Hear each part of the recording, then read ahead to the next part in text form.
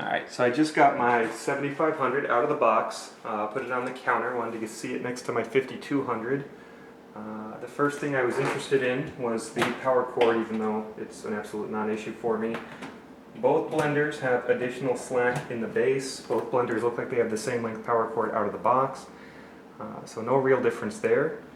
The big difference that did jump out at me is the power switch on the side of the blender. And it jumped out at me because when I first turned this guy on, nothing happened, and I was really worried I'd gotten a broken blender. You just have to turn the blender on at the side, the LED lights come up, and then you can start blending. The other thing, height. It is true, the 7500 does fit under a cabinet. The 5200 does not. So the 5200 tends to stay to the right of the cabinet with the tamper in. For me, whichever blender I keep will stay on my countertop full time, and it will keep the tamper in because that's how I do the vast majority of my blending right now. So I haven't really turned this blender on for more than a few seconds to make sure it works, but I wanted to hear the sound levels between the two. First off, I know that the level of volume with nothing inside of it isn't necessarily a good indication of what they're going to sound like when they're actually blending, but let's go ahead and compare the two. Here's the 5200.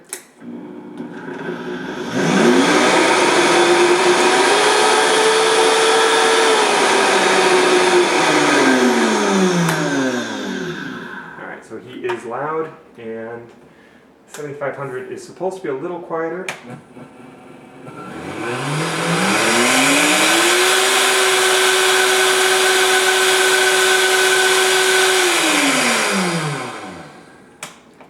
And I guess it is, but we'll have to wait and see when it's actually blending food, how well they both blend and how loud they are with food inside.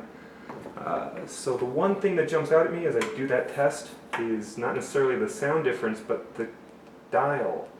The pulse button is not the high variable that it seems to be with the 5200, so that is different. The pulse does have to be held down.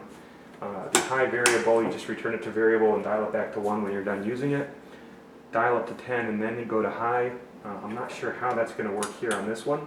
The other difference is the dial, much smaller and a lot more resistance on the 5200, much larger and much less resistance on the 7500.